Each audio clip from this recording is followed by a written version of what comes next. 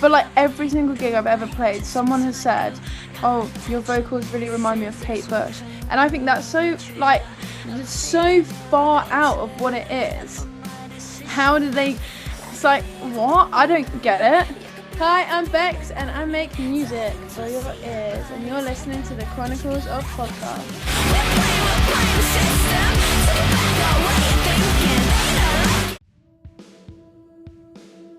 Hello world, Wednesday 13 here. Hey, this is Tom Stain. Hello everybody, I'm Ronnie Ledrew. Yes, my friends, my name's John Mahon. What's going on, everybody? It's Tom. And it's Jamie. Welcome to the Chronicles of Podcast. Ladies and gentlemen, theys and thems, this week we are back with a brand new interview. This week's guest has joined us twice before at 2000 Trees Festival, where we pondered on just how many trees are there, considered stealing kettles, and so much more. So, crybabies, it's time to fight with an interview that will taste better than any other podcast with some kind of psycho, because we are joined by the head of the Scum Club. Put your hands together for the Chronicles of Bex. Yeah. Love it. Incredible. Bex, how's your personal Tuesday been so far? What did you do yourself today? My Tuesday. Today I woke up. I made a bacon sandwich. Nice. I made some merch to post. I just did bits and bobs really. I recorded some vocals for my next song. Nice. I went to the Italian shop with my dad. The Italian shop? Oh yeah, it's really good. What can be? It's like, so it's literally called the Italian shop. Okay. That's its name, and it's on a street that I live on. So it takes like 30 seconds to get there, and they make these paninis, and they're like they cut the ham in front of you, like they have these big wedges of pig, and they like cut it in front of you, and then they're like, "Do you want cheese?" And you're like, "Yeah, I want cheese." And they're like, "Do you want anything else?" And they have like all these like artichokes and mushrooms and olives and pesto and peppers and tomato. It was really, really good. Sounds amazing. My idea of an Italian shop was like Luigi Berticelli. Like any person just like on like a, you know what I mean, on like a thick one round. It's just like any Italian you'd like. Here he is. You take him. Which one do you want? Yeah. Yeah. Well, we also bought our dinner there. We bought some pasta, and I literally ate it just before I came here. Nice. That Double sounds Italian incredible. day. Really have, yeah. Yeah. Yeah. And I went to a pole class. That was fun. Some fitness. And yeah, I don't know, just bits and bobs, and had a meeting. Yeah. It's been a very Tuesday. Love that. I like that. Tuesday. Like it. That's what we like to hear. But Yeah. Bex, how we like to start these things, we like to go right back to the start, back to the days of young little Miss Bex, you could say. What did you want to be when you were growing up? Has it always been music for you, or was it something completely different when you were growing up? Well, when I was really, really, really little, I wanted to be a dentist. Then I realised you had to put your hand in people's mouths, so I decided I wanted to be a chef. And then I thought, nah, I want to be a musician. Probably since I was about 10. Nice. Yeah, but I always wanted to be famous. Like, I remember when I was really little, I always wanted to be famous, and I didn't know how I wanted to be famous. I was like, oh, I could be a model, I could be an actress, or all these things. But I knew I wanted to be famous. The world's most famous dentist. Yes. Wouldn't that be amazing? Maybe I should have stuck with the dentist route. No, I wasn't smart enough for that. I find it nuts, like, because obviously kids want to, dentistry wouldn't really have come into when I was a child. I think I wanted to like just drive cars or something. I can't really remember, or spin around a lot. But yeah, that's quite a niche to go into, or to want to go into as a child. Anyway, Yeah. What was the fascination with teeth? When I was about 5 or 6. I think it was because I really liked going to the dentist because you got a day off school. Ah, nice. Okay. Yeah.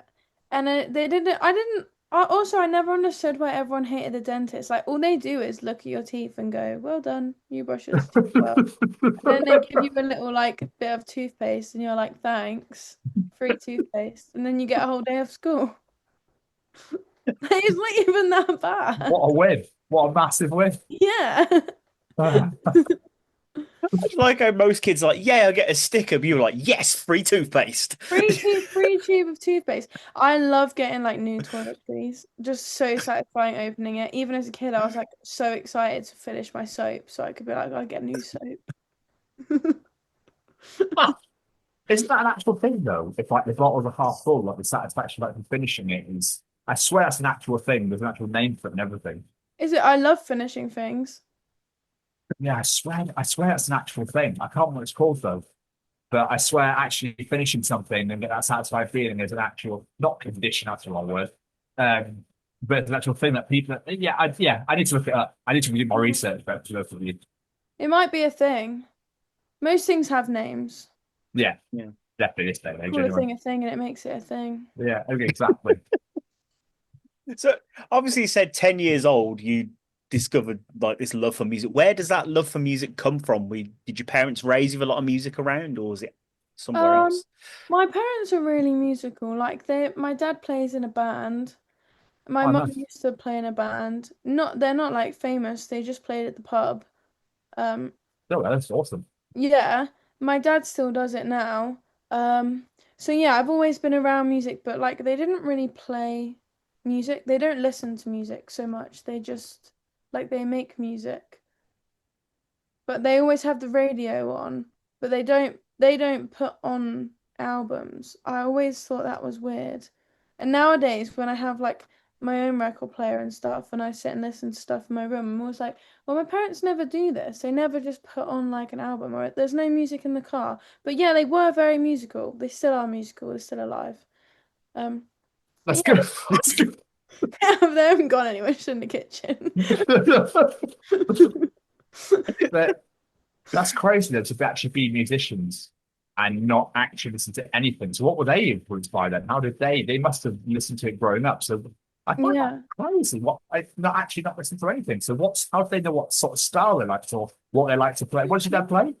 My dad plays guitar. My dad listened to a lot of music growing up. Okay. Like he loves music, but I think he's just so like at work and being a dad, he doesn't have time to listen to music.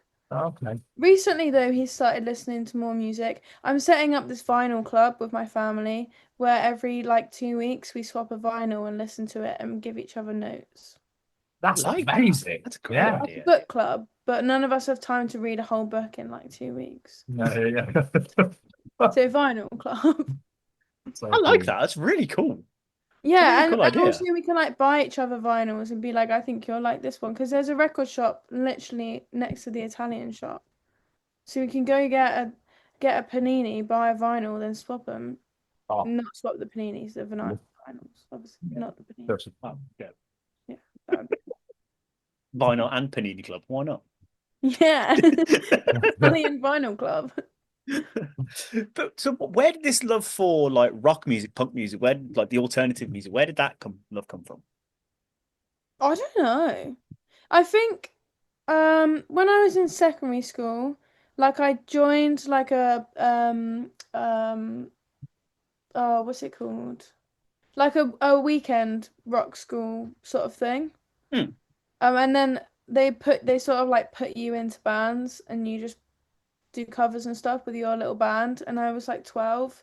And the band I was put in, they just covered loads of like Royal Blood and Muse, and I didn't know any of those bands at the time, and Arctic Monkeys, like I didn't know who they were. So when I joined the band, they were like, this is our catalogue, you have to learn it by next week. So I had like a week to learn like 20 rock songs, so then I discovered rock music. Why 20? That's excessive, isn't it? Just in case, yeah, many gigs around the Northampton area for 12-year-olds. So Yeah. Oh God! We did What all a of song! Good job, we're doing 20. Fucking hell, we've only got 2 out. We've got 18 to go. Yeah. What are we gonna do? Quick, what are we gonna do? I do remember like getting home from the first one and being like, "Oh my God, I have to learn all these songs. Having like I knew like how to play one song on the guitar at the time, and I was like, right, okay, I've done my grade 1. It means I can now learn all of these really hard songs. I can now play like Matt Bellamy for Muse after this doing my grade 1. Yeah, after doing my grade 1, I'm now playing Muse. I love that. It's a smash plug-in baby out. I know, and everyone's like, "What the fuck?" Like, don't ask me to play anything else. I don't know how I did it. I don't know what scale it's in. I just know how to play it. That's awesome though. It's like you were asked to like learn these songs, and all of a sudden you were like, "Hey, I like this. I'm gonna like keep doing this. This is Well, gonna be my I don't thing." think I thought about it. I didn't really have a choice. I was just like, oh, cool. And I was like, all these kids are at the school, like they're all really cool. So I was like, if they're cool and they like it, then I might be cool if I like it. And then I was like, oh, they all wear like cool clothes. And I wore like Docs because, you know, they're the cheapest way to go about school shoes because they don't break. So I was like, yeah, I'm already part of the scene just naturally. And then I learned all the songs. And I was like, cool. Now I'm into rock. I love it. Have you heard this band? Have we practiced it? Because if not, no. It's like Muse only have 2 songs. They just have Psycho and Hysteria. Steer, what that bass line? Oh, oh, magnifique, monsieur, madame. Yeah. So, Yeah. at what point did you go then from after like weekend rock club to I want to do this for my career? Like this is what I want to do for a living. Well, I just like I didn't have any friends and I didn't really have much of a good time at school. And so the only thing I really did, like at lunch and break and the lessons I didn't enjoy, I would just sit in the music block and play guitar and learn like new songs and discover new music. Um, and then they banned phones and then they were like, you can't listen to music. And I used to just do that thing where you wire it up in your hair and tuck it in your ear. Nice. Yeah, yeah. I think my lack of friends was like pushed me more into like the weekend school and like hanging out with the people from that and then just being around music because I didn't want to sit in the canteen at lunch on my own. I'd rather sit in the music block. It's a bit depressing, really. But it's sad. I mean, Music that's was shit. my friend. Oh, Yay. Yeah, fuck but then people. I don't like people, I like music. Yeah. Yeah. And like when it came to like after GCSEs, you have to decide if you're going to college or like an apprenticeship or if you're going to stay at sixth form. So, um, I wanted to do music at college, but the college near us was like it wasn't really that close because we lived in a village at the time. So it was like a 40-minute drive, and then my parents would have to drive me, and they worked the other direction. So we looked at like going to a college where I'd stay on site, and Okay. that's what I did. So when I was 16, I basically moved out and I lived in the YMCA and studied music, and then that was it. That was just my full-time thing. I did music. That's amazing. It's Like It was that's very dedication. fun. I learnt to live by myself. Yeah, I had to grow up very fast. Well, yeah. But that shows dedication to how much you love doing this. To be like, I'm just gonna move out and live on my own at 16 years old because that's how determined I am to go and study music. Yeah, yeah, yeah. It was like the most fun ever. It was so good. It was so fun. And everyone who was there, like I felt like they didn't appreciate it. They were like, "Oh, college sucks." And I was like, "I want to stay all day." And I remember like I would join every single band at college. Like at one point I was in like 12 bands and I would literally I'd finish the college and then I'd rehearse right up until dinner. Then because the YMCA would give you dinner, I'd go back, get my dinner, and then I'd go back and rehearse until like midnight every night. And then when I started my own band in the second year, I literally like if any of the boys didn't show up, I would bang on their doors and I would be like, "Where are you? We have to rehearse every day." And they'd be like, "I don't want to." And I'd be like, "We have to rehearse every single day." And they were like, "Why?" And I was like, "Because if we don't rehearse, someone else is going to rehearse. And if someone else is rehearsing, then they're doing better than us." Fire, the passion, the desire, you know what I mean? I've never heard anybody be so happy to be in an educational building ever. I know. But obviously, doing what you love, I love it. The passion is coming out of you. It's oozing out of you now. Do you know what I mean? It's just absolutely phenomenal. Yeah, it was Yeah. real fun. I really loved it. But I think that now, though, I think like every second I don't spend doing it, someone else is doing it and they're getting ahead of me. And so, like, still don't really have much of a life. Really struggle to see my friends. I always forget. And I'm like, oh, it's been 2 months and I've not seen anyone. So I've just been in my room or just like in here, just like either sewing or making music, which does no one any good because then no one actually sees it and I'm just rotting. Oops. My next thing is I was doing my research and I saw a band you're in called Catalia. I was going to say, like, was this your first band? But apparently you were in 12 before that. So, Oh my God, yeah. That was at the time I was in so many bands. I only played guitar in that band. That was, yeah, I think I was 16. How did you even find that? Oh my God. Google. I'm the king of Google. That's what I That's am. crazy. Yeah, that was real fun. We actually, like, we were really good. We didn't sound good, but like everyone in college came to our gigs, so we'd play to like 100 people and we were like had the best gigs. It was really fun. What made you go down the road now of doing it yourself? Obviously, being the frontman sort of thing, and having people behind you, like when that all began. I always wanted to front the band. Like I always wanted to be the front person, but I couldn't sing. Like I was completely tone deaf. It took me 6 years to learn to match a pitch.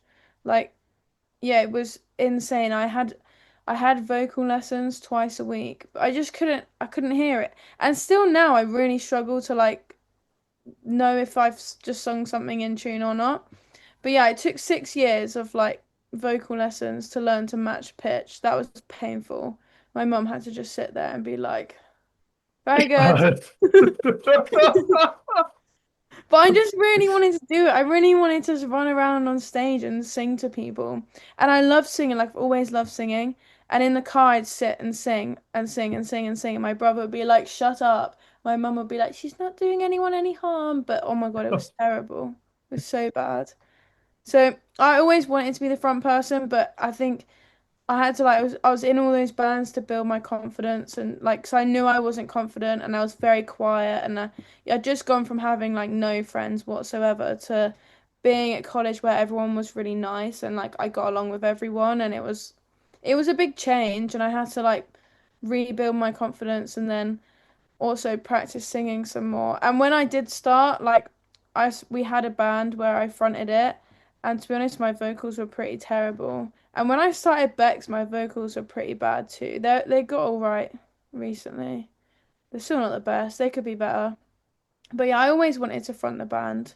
And then frustrated, I'd be like, you're not pulling your weight. You're not doing this. You're like, who's gonna contact promoters and get us gigs? And they'd be like, oh, they'll just come to us. And I'm like, okay, so I'll do that. And I'm like, who's gonna post on social media? And they were like, oh, we don't even understand how that works. I'm like, okay, so I'll do that. And I'm like, so I've written 5 songs this week. How many songs have you written? Like, oh, none this week, been too busy. So I'm like, okay, I'll do that. And then I was like, well, I'm doing everything. Why would I let anyone else take the credit? I got fed up of people.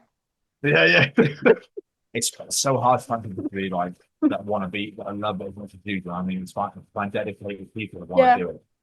You know what I mean? Because they say you're only as strong as your weakest link. So if the weakest link is me, then I can change that. I love that. You've got such a positive and proactive mind for this. It's really quite beautiful to see. Really? It's motivating me. Like I'm going to learn to fight. It'd probably take me longer than 6 years. But I'm like, do you know what? I can do it.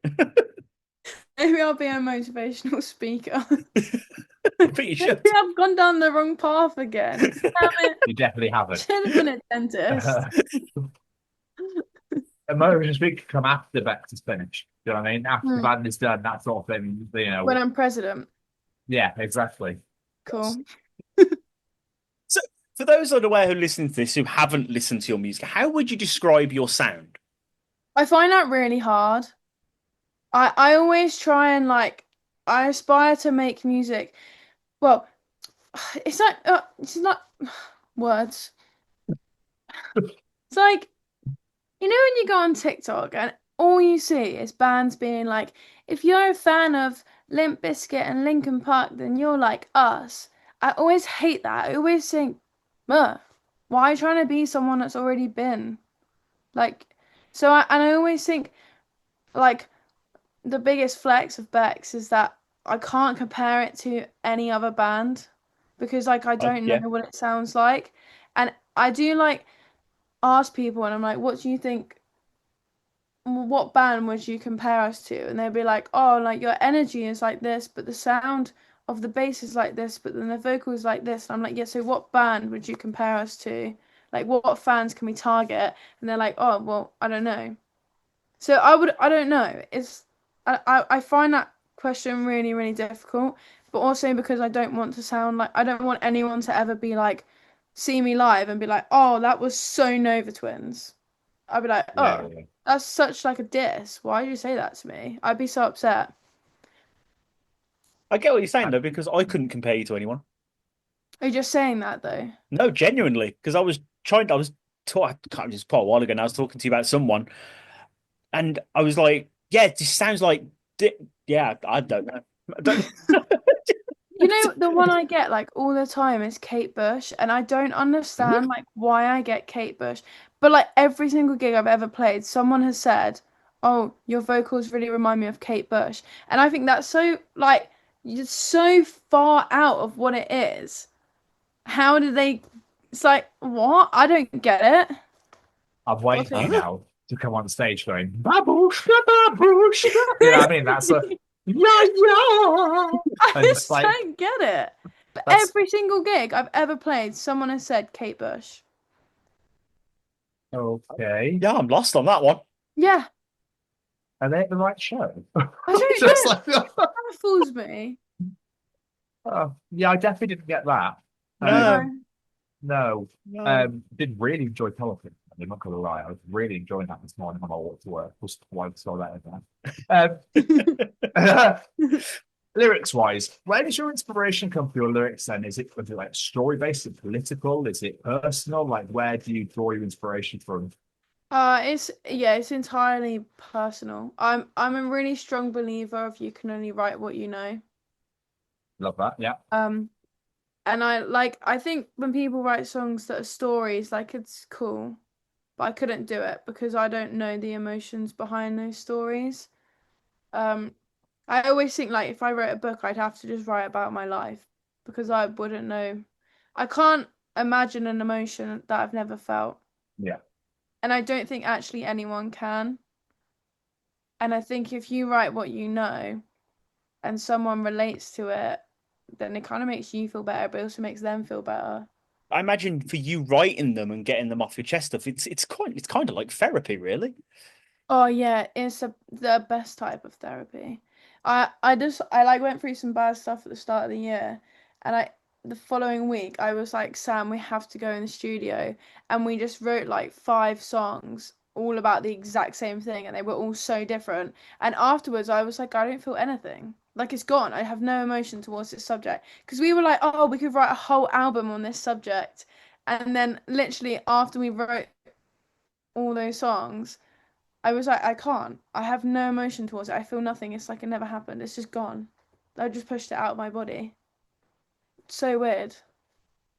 Kind of great at the same But then time, it's though. also it is great, but then it's also really hard when you've just been like living, like nothing's happened. There's been not even the slightest bit of drama. Like everyone's getting along. You've just been surviving fine. And then you go to write a song and you're like, everything is fine. I have nothing to write about. And then because I can't like get in tune with like a story or anything, I'm just like, well, that's that. No songs today. Someone upset me quick. I need lyrics. Yeah, sometimes I'm just like text someone and I'm like, I really don't like your face today.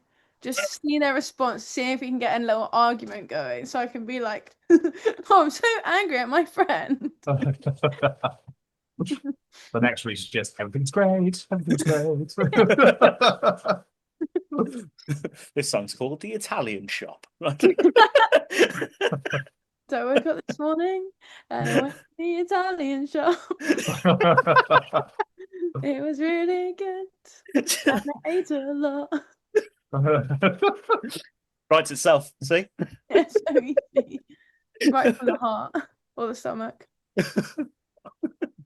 But when it comes to songwriting, obviously you mentioned where you get the inspiration for your lyrics, but are you lyrics and then write music, or do you have like a load of music written and you sort of match it to a song? Like what's your creative process in that sense? I mean, the last like 2 years, all the songs that I've released have been written like in the studio. Like we've gone in and been like, we're gonna write a song today. But lyrics I just write as and when life happens. So, I can be like falling asleep or doing a poo or like going on a walk or like all those fun life things. And I just write it down. I didn't see that coming, so that really threw me off. But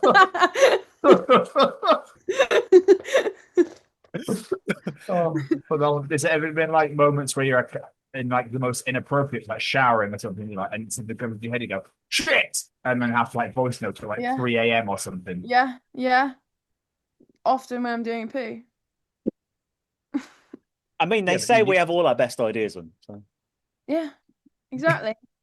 Yeah, no, lyrics I just write as and when, and then sort of in music I don't find like I need to be in a certain mood to write like an instrumental. I fucking just do it, and then it sort of like makes me think of a certain lyric, and then I'll find it on my phone, and then the song just smashes.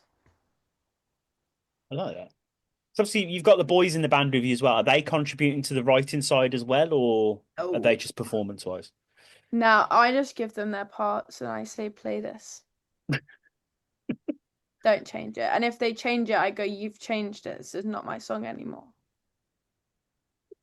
I'm very picky. I don't like their although my drummer, like we have recently this year, we've started doing live drums on the recordings, which we haven't done before. And he has been like changing a couple of the bits, but it does sound better. So I can't really be like, oh, you've changed it, put it back. I'm like, oh, you've changed it. Well done. Regretted teeth. Good. Thanks for that. The way you were saying that before, like you've changed it, you could tell you were getting like flashbacks. Like I remember this happening. I'm just like, oh, you're not playing my song. This is a different song. Talking about the passion that you have for music and the love that you have for it, and doing it all yourself, stuff. You make your own gear, where you make your merch, you make your own dress and stuff you on stage. Like, I think it's phenomenal, and I love that you do this. Like, why did you want to do that? Is it just because you want to do it all yourself as you, because you don't want to pass it on to anyone else and be like, well, I don't like you done that, don't like you done that? Yeah, I mean, I think half of it is I can see things in my head that I can't physically get, and so then I'd have to pay someone to make it, and I don't have any money, so I have to just make it myself. And I've sort of always been like that, like since I got a sewing machine when I was 10, because I don't know why I got it. My granddad just bought me it, and I used to always sew things and make things for my parents. Like I'd make them silly little like pillows and things, and one of them burnt the house down, but oh well. And then what? You can't that. Well, I used to make like these. I used to get like felt, and I'd make like little cushions, and they were really easy to sew. And I sit and watch TV, and I'd be like, I made you a new cushion, and I made one that had a drawing of our dog on it, and it was really good. Like I was really proud of it. And then we had an electric fire, and they put it on top of the electric fire, and then they put the fire on like a couple months later, and I was like sat making something else, and my brother was like, Bex, the fire is on, and I was like, yeah, Dad put it on earlier. And I was only like, I think I was 6. I was really little, and I was like, yeah, Dad put it on earlier. And he was like, yeah, but there's like fire coming out of it. I was like, yeah, it's supposed to do that. And the dog was next to me, and then he went and he left, and I'm still like hyper focused on this sewing. And my mum just like came running in. She was like, Rebecca, get out of the house! And I was like, what? And I threw my sewing, and I picked up the dog, and I was like crying. I was like, why are you screaming at me? I'm just doing my sewing. And anyway, the pillow had got caught on fire on top of the fire, and that whole living room just went poof because it was a gas fire. And I was just sat there, didn't even know. I was just sewing. I was just like, having a good time. And then suddenly everyone was screaming at me. Crazy. And then anyway, the next day, we literally just locked the front door and went on holiday. Just dealt with it a month later. Just like, bye. Oh, Arthur's gone. Never mind. Up to Italy we go. See ya. My mum was like, and when it was on fire, you could see it like behind the curtains. And we were stood on the drive, and I was like holding the dog, crying. And I just remember my mum going, Dave, get back in the house. I need our passports. And then my dad is like, I'm not going back in that house. And my mum just ran in that house and she got all the passports and she came back out. She's like, I'm going on holiday tomorrow. I don't care if you're coming with me. And we just went on holiday. Like nothing happened. That's That might be amazing. the greatest story that's ever been told on this entire show. That is incredible. And we still have the little singed bit of pillow upstairs because we just moved house and I found it and I was like, that's so funny they kept that. That's blushing almost. Oh, look, we're at our house and we all die. I'm going to go over down to the ground. Look, there we go. There's a bit memento for you. I just got this image of 6-year-old Bex on the floor just going, oh, I'm enjoying myself. It's getting warm in here, though, isn't it? And I had absolutely no clue what was going on. And I forgot. When it was on fire, my mum was like trying to put it out because before it got big, and she was like, Dave, call the police.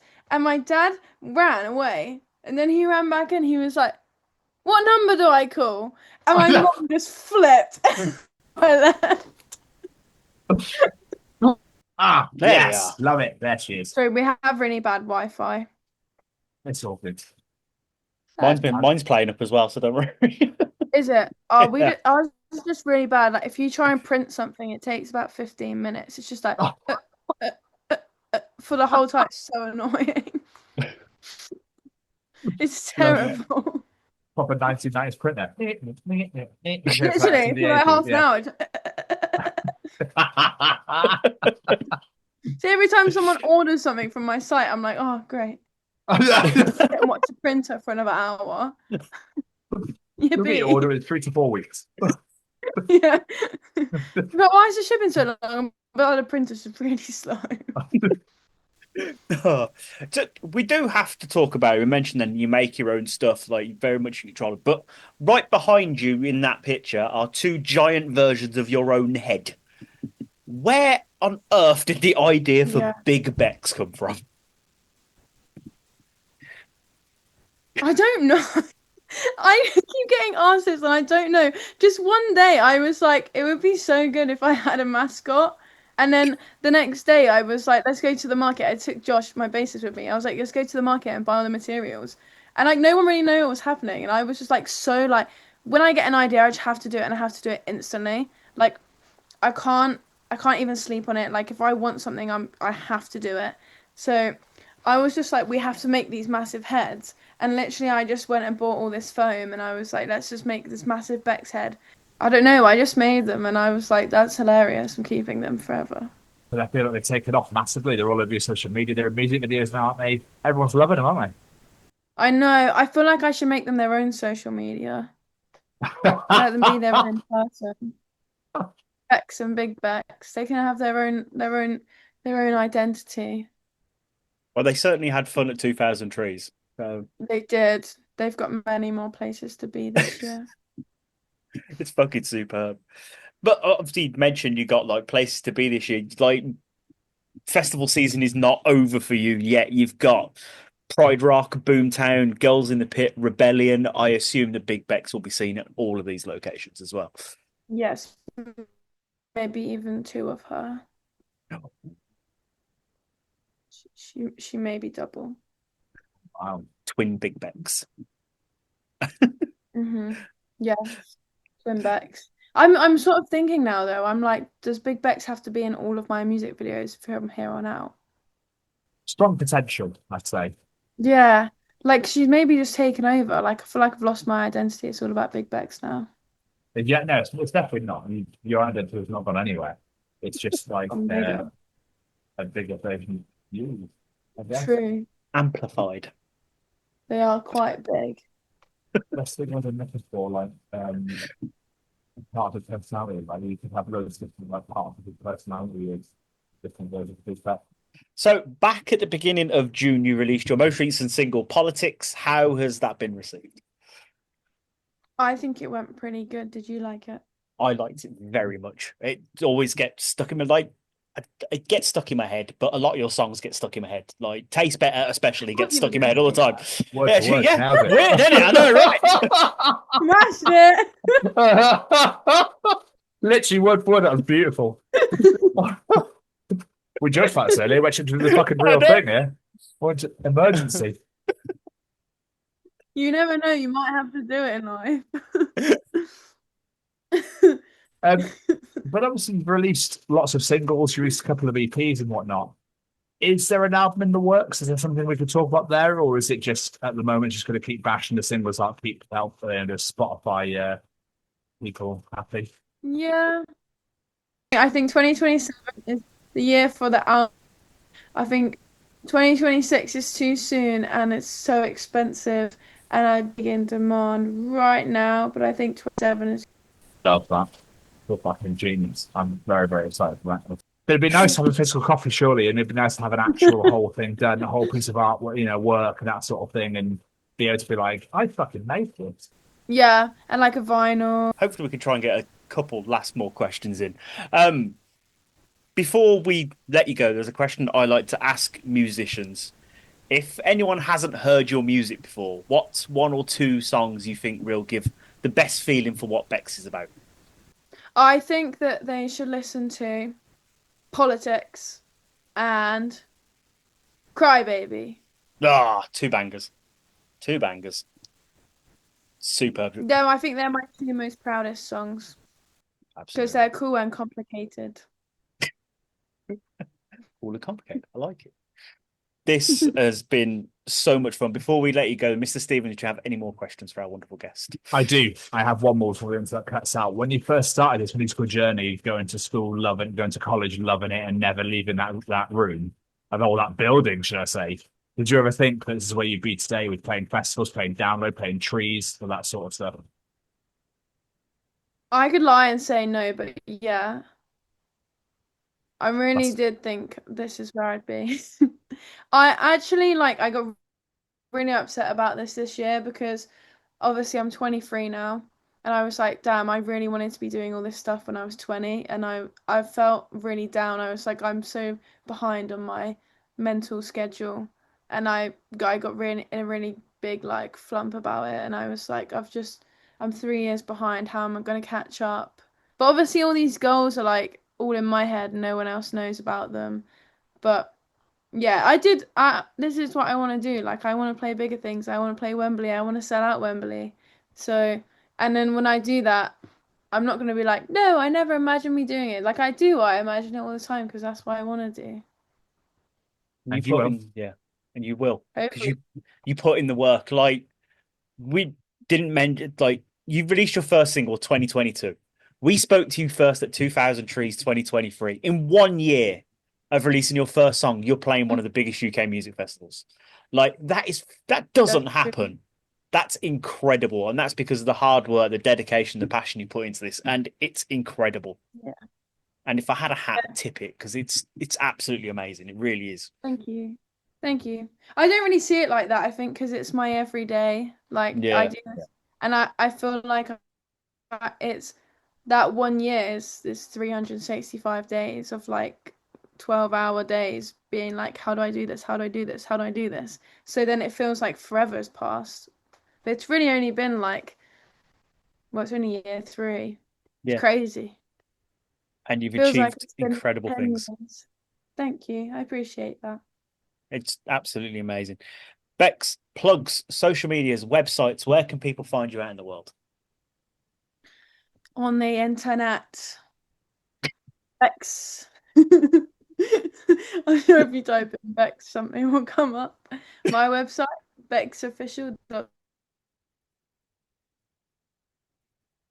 Instagram.x. My Facebook, Bex Music. Bex with Bex, and you maybe might find me. Find We'll yourself. we'll throw them all in as well. We'll throw them all into the for their My opportunity to olives. click on. I had olives for dinner. Your olives? What are you saying? I think all your links and all your socials, we'll throw up the links for them. It's what you said. Do you like olives? We're talking about the Italian shop again. Back to food. I was like, yeah, I put some olives in my pasta. Oh, fucking incredible. Bex, technical difficulties aside, this has been so much fun. Thank you so much for taking the time out chatting to us today. Thanks for talking to me. An It's absolute been- pleasure. Yeah, I cannot wait to see how your journey continues because, like I said, you've been doing incredible. So young into your career, it's fucking amazing, and it's great to Feels like watch. it's So been just keep forever. smashing it. Thank you. Peace, love, and understanding. Absolutely. Bex, we'll do a proper in person at some point in the future rather than this because this has been amazing. We got majority of the way through, but then it's just started to die out in the last 10 15 minutes. The internet gets tired too. Yeah, of course it does. Of course it does. Go to sleep some point. So exactly. But really, really appreciate your time. Thank you so much for joining us. It's been so much fun. Like, absolutely love chatting to you. And we'll definitely catch up soon. And Perfect. Sounds good. thank you so much, Bob. You take care of yourself. All right. Bye. Bye.